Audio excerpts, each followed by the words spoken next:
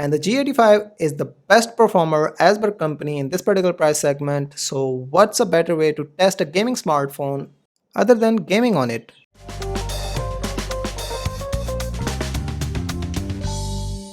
Hey guys, welcome back to yet another video of TechWafer. Hopefully you are having a great day. Adil here, your host, and in this particular video I'm not only going to unbox and provide the first impression of Infinix Hot 10s, that's right here, but I've also covered a short gaming review in which I've covered Call of Duty Mobile, PUBG Mobile, and as well as Genshin Impact's performance for this particular smartphone.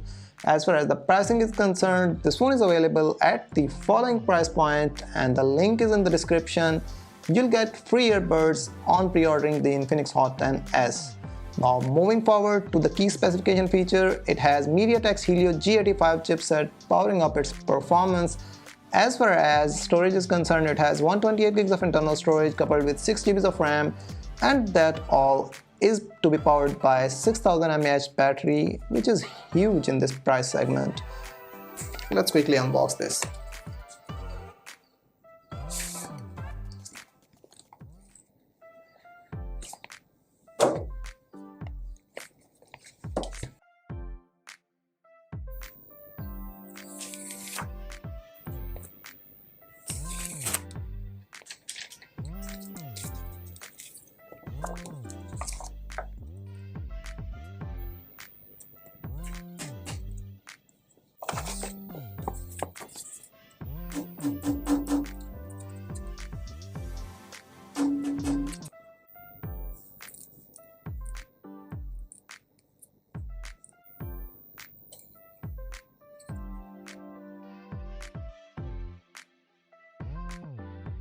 Speaking about the design, this phone carries a 6.82 inches IPS panel at the front.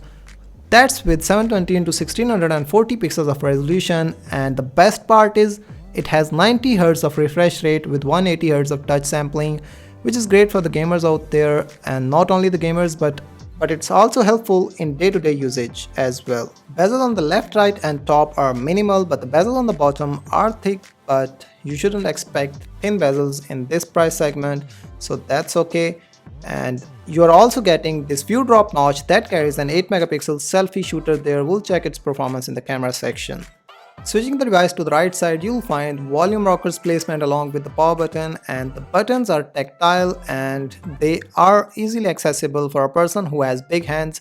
But if you've got smaller hands, you won't be able to use a smartphone single-handedly easily. Switching the device to the left side, you'll find the placement of SIM tray that carries a dedicated microSD card slot along with the dual SIM slots, and both of these SIMs can be run simultaneously on 4G bands, so you do not have to worry about running two 4G SIMs at the same time.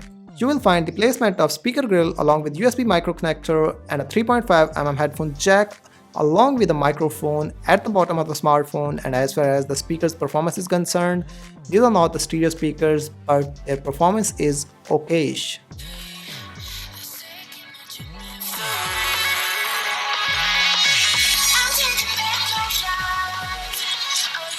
The back of the smartphone houses these geometric patterns which look stunning, and it also has these rounded edges around the corners, and the build is of plastic material for sure, and it is not scratch resistant but it is durable.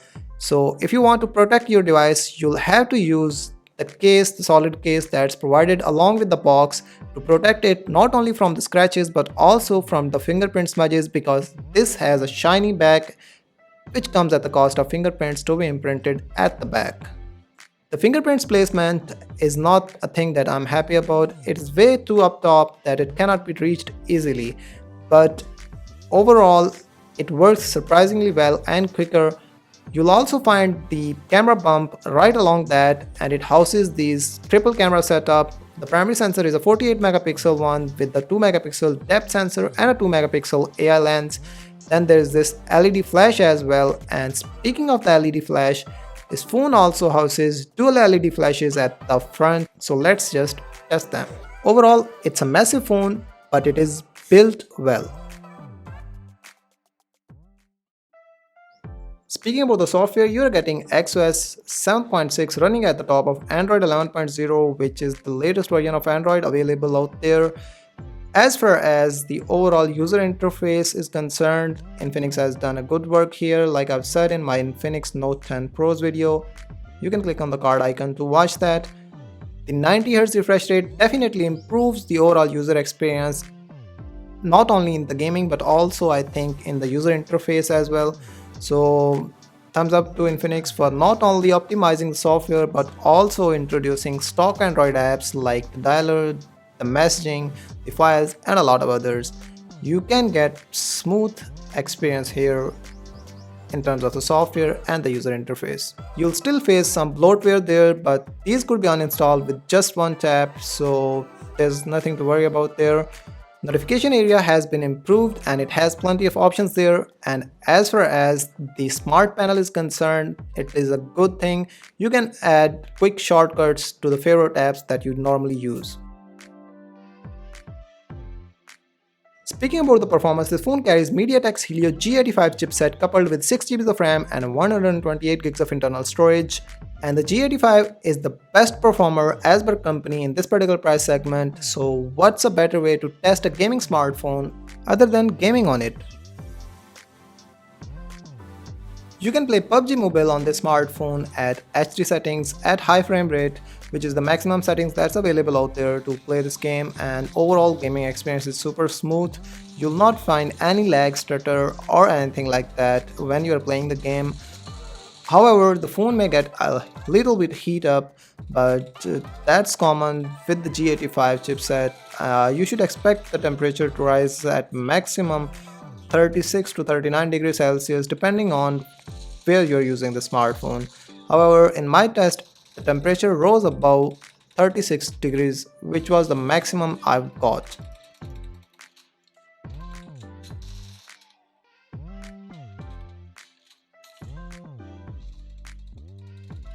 I was amazed to see that this phone could run Genshin Impact not only on the lowest graphic setting but also on the low one. You cannot play it on the medium setting for sure, but even these settings are a huge achievement for a phone that falls under this particular price segment. I hope you'll enjoy the gameplay.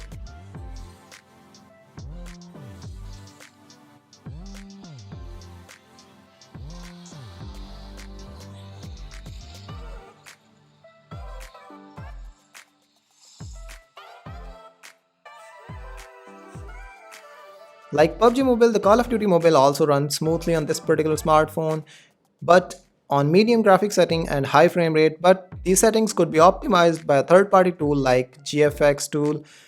As far as the temperature is concerned, it stayed between 36 to 39 degrees Celsius. In my gameplay, my room temperature was at 29 degrees Celsius.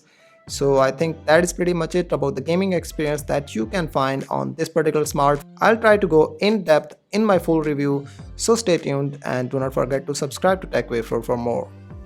Considering the gaming performance, if I'd like to conclude my short review, I would say that this phone is recommended for a person who's looking to buy a device under $150 mark specifically for the gaming, so you'll not find any kind of problem when you're playing games on this particular smartphone, specifically in this particular price segment.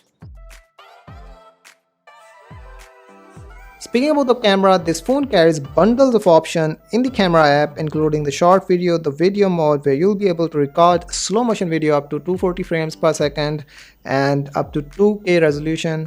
And then there's this AI camera that also has these filters and a lot of other stuff going on, and there's this portrait mode and the super night mode.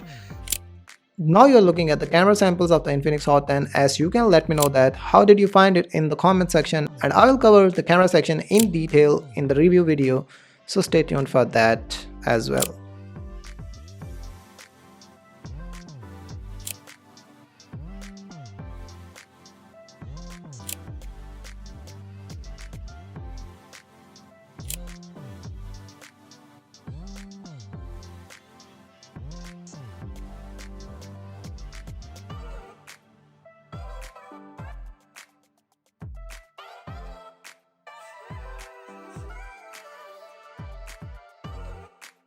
As far as the battery and the battery life of Infinix Hot 10s is concerned, this phone carries a 6000 mAh battery, which is particularly huge in this price segment, and that is to be charged with a 10-watt power brick that's available in the box.